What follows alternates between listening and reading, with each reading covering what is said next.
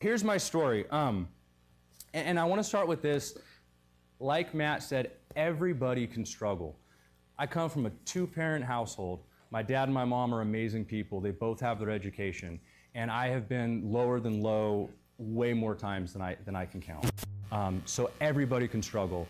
Man, woman, black, white, Hispanic, I don't care who you are, everybody can struggle.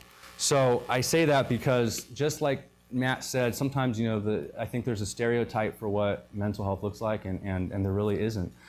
So here's my story. To preface it, my issue that I have, that although there is others, the foundational thing to me is something called obsessive compulsive disorder, or OCD.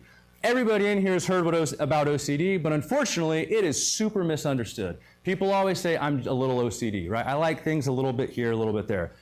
Absolutely, that's not what OCD is at all. OCD, according to the World Health Organization, is one of the top, anywhere from top 10 to top 5, based off of the year, most debilitating disorders in the world.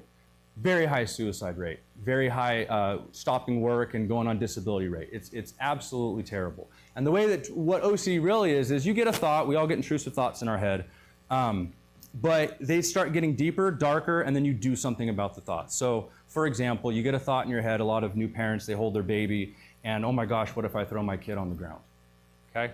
And then all of a sudden, that goes away. A lot of new parents, that happens to. Well, someone like myself or others that have OCD, that thought can then turn into, I'm a bad parent, I'm gonna kill my kid, oh my gosh, what's gonna happen? And people have literally driven to the police station and turned themselves in for going crazy about wanting to kill their kid. Because with the OCD cycle, you get the obsessional thought, you start getting anxious, you do something to make that thought go away. It's called a compulsion.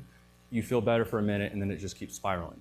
And if you don't get the right help, you end up happening like what happened to me in 2020, which I'll talk to. So here's how OCD has manifested itself in my life. At 7 years old, I remember my very first panic attack. I was sitting in bed thinking I was gonna go to hell, and just all these crazy random thoughts were happening at 7. I just thought I was an anxious kid. That's what my parents always told me, because OCD is very misdiagnosed and misunderstood.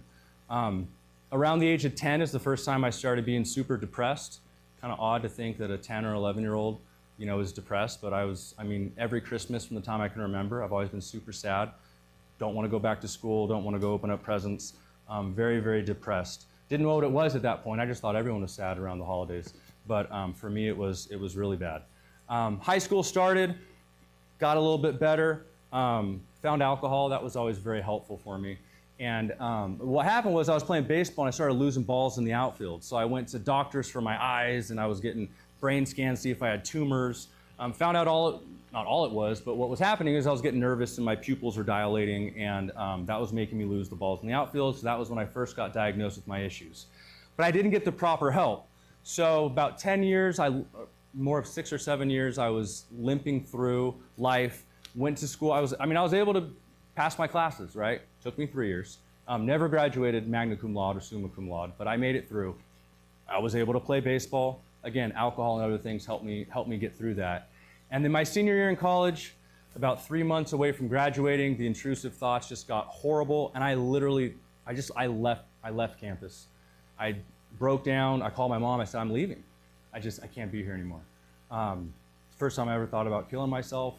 And I met my parents on the 99 at Jack in the Box, and I said, I'm done.